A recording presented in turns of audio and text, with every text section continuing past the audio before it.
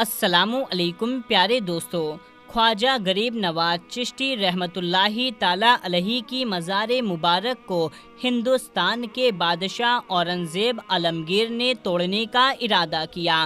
بادشاہ اورنگزیب کو ولیوں کے مطابق یہ غلط فہمی تھی کہ مرنے کے بعد مزاروں میں انہیں زندہ کیا جاتا ہے۔ اپنی اسی وہم کو دور کرنے کے لیے بادشاہ اورنگزیب ایک روز غریب نواز کی زیارت کرنے کے لیے اجمیر شریف تشریف لے گئے، اور جب اجمیر پہنچے اور اجمیر پہنچ کر کے اورنگزیب نے اپنے قاضی سے کہا، چلو میں مان لیتا ہوں کہ غریب نواز اللہ کے ولی ہیں، مگر میں تب ہی مانوں گا جب میں ان کو سلام پیش کروں گا تو مجھے سلام کا جواب ملنا چاہیے۔ اگر میرے سلام کا جواب مجھے نہیں ملا تو میں مزار شریف کو توڑ دوں گا۔ تو اورنگزیب عالمگیر جب مزار پر پہنچے اور حاضری دی، وہاں پر ایک ادنا سا شخص بیٹھا ہوا تھا اور وہ شخص انتظار کر رہا تھا۔ تو بادشاہ اورنگزیب نے اس شخص سے پوچھا، اے شخص کیا معاملہ ہے؟ تم یہاں پر کیوں بیٹھے ہو اور تم پریشان کیوں لگ رہے ہو؟ تو اس شخص نے بادشاہ اورنگزیب سے فرمایا، حضرت میں آنکھ سے نابینا ہوں، یعنی کہ میں اندھا ہوں، اور کافی عرصے سے خواجہ غریب نواز رحمۃ اللہ تعالیٰ علیہ سے دعا کر رہا ہوں کہ میرے آنکھوں کی روشنی واپس آ جائے، لیکن میری کوئی فائدہ اس میں نہیں ہو رہا۔ میں کافی عرصے سے یہاں حاضری دیتا ہوں اور رو رو کر دعا کرتا ہوں کہ اللہ تعالیٰ اپنے اس ولی کے صدقے میں میرے آنکھوں کی روشنی مجھے عطا کر دے، مگر آج تک مجھے کوئی فائدہ نہیں ہوا، یعنی میری آج تک کوئی حاضری اور دعا قبول نہیں ہوئی۔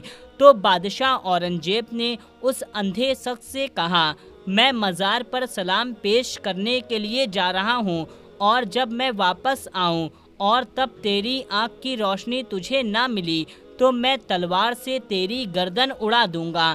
اتنا سننا تھا، وہ اندھا شخص اور زیادہ پریشان ہو گیا اور زیادہ غمگین ہو گیا۔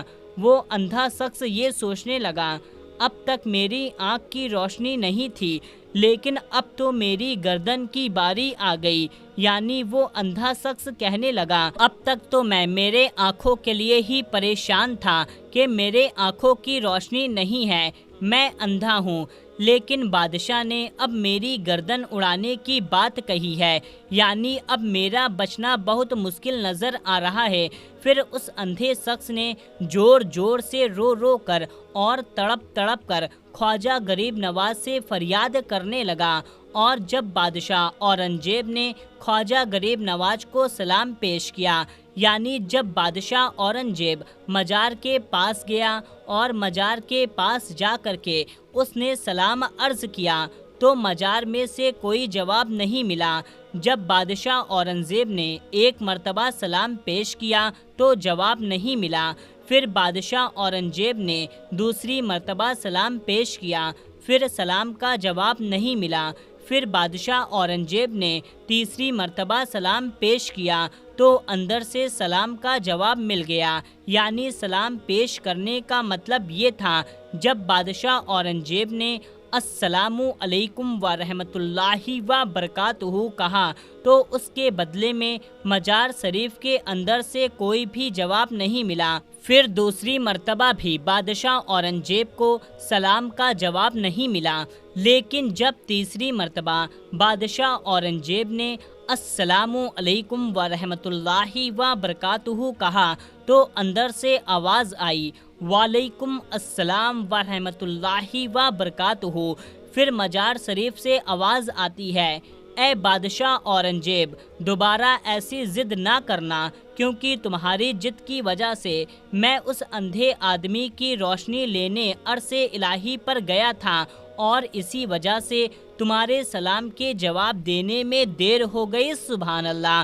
خواجہ غریب نواز کی کرامت کو دیکھنے کے بعد بادشاہ اورنگزیب رحمۃ اللہ تعالیٰ علیہ خود ایک اللہ کے ولی بن گئے۔ اللہ اکبر۔ تو میرے پیارے دوستو، یہ شان ہوتی ہے اللہ کے ولیوں کی، یعنی کہ یہ واقعہ ہونا تھا کہ بادشاہ اورنگزیب رحمت اللہ تعالیٰ علیہ ایک بہت ہی بڑے اللہ کے ولی بن گئے، جنہوں نے ایک کتاب لکھی، فتوائے عالمگیری، جو کہ اسلام کے مطابق جو فتوے دیتی ہیں، جو اسلام کے قانون کو مانتی ہیں، جو اسلام کے قانون کو دیکھ کر بنایا گیا ہے۔ بڑے بڑے مسائل اسی کتاب سے حل ہوتے ہیں۔ حضرت خواجہ معین الدین چشتی رحمت اللہ تعالیٰ علیہ القاب خواجہ غریب نواز عطائے رسول صلی اللہ تعالیٰ علیہ وسلم کہا جاتا ہے۔ آپ کی ولادت سنجر، جو ملک ایران کے اصفہان شہر خراسان کے قریب میں ہے، 530 ہجری 1141 میں ہوئی۔ آپ کے والد کا نام خواجہ سید غیاث الدین بن احمد حسن رحمت اللہ تعالیٰ علیہ ہے، جو حسینی سید ہیں، اور والدہ کا نام بی بی ام الورا بی بی ماہ نور بنت حضرت سید داؤد رحمت اللہ تعالیٰ علیہ ہے، جو حسنی سید ہیں۔ 8 برس کی عمر میں آپ کے والد کا انتقال ہو گیا، اور 15 برس کی عمر میں آپ کی والدہ کا انتقال ہو گیا۔ حضرت خواجہ معین الدین چشتی رحمت اللہ تعالیٰ علیہ علم دین 544 ہجری میں ایک بار آپ اپنے پھلوں کے باغیچے میں کام کر رہے تھے، تب حضرت ابراہیم کندوجی نام کے ایک درویش وہاں آئے اور بیٹھے۔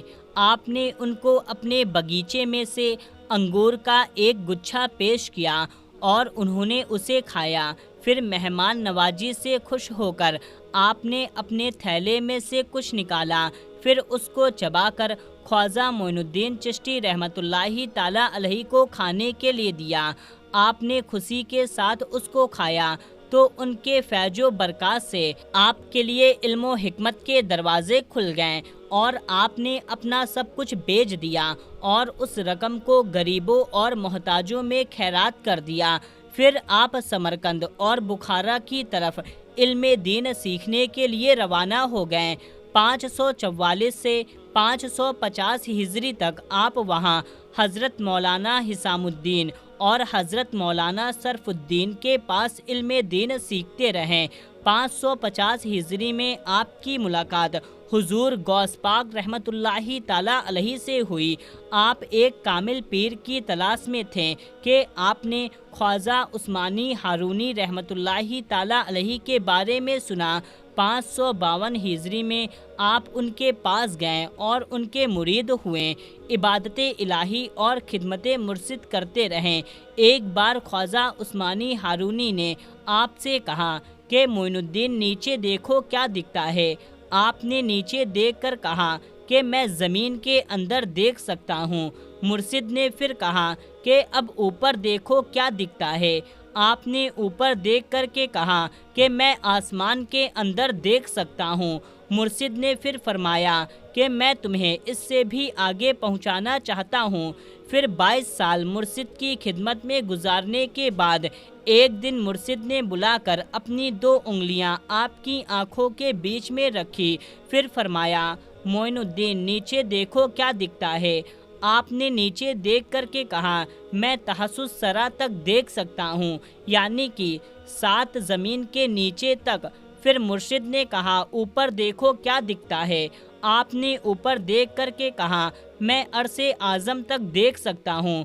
خواجہ عثمانی ہارونی نے خوش ہو کر کے آپ کو ولادت عطا فرمائی۔ پیارے دوستو، ہم سے جہاں تک بن سکا ہم سے سرکار خواجہ غریب نواز کی زندگی پر روشنی ڈالنے کی کوشش کی ہے اور آپ تک اس کو پہنچانے کی کوشش کی ہے۔ آخر میں بس یہی کہیں گے، اللہ تعالی ہماری اس کوشش کو اپنی بارگاہ میں منظور فرمائے۔ اللہ تعالی حضور پاک صلی اللہ تعالیٰ علیہ وسلم کے صدقے میں اور خواجہ غریب نواز عطائے رسول صلی اللہ تعالیٰ علیہ وسلم کے صدقے میں ہم سب کو پکا اور سچا عاشق رسول بنائے اور سب کے ایمان کی حفاظت فرمائے اور سب کو دنیا اور آخرت میں کامیابی عطا فرمائے۔ آمین اللہم آمین۔ تو پیارے دوستو، کمنٹ باکس میں آمین ضرور ٹائپ کیجئے، اس ویڈیو کو زیادہ سے زیادہ لوگوں تک شیئر کریے۔ ملتے ہیں تب تک کے لیے اللہ حافظ۔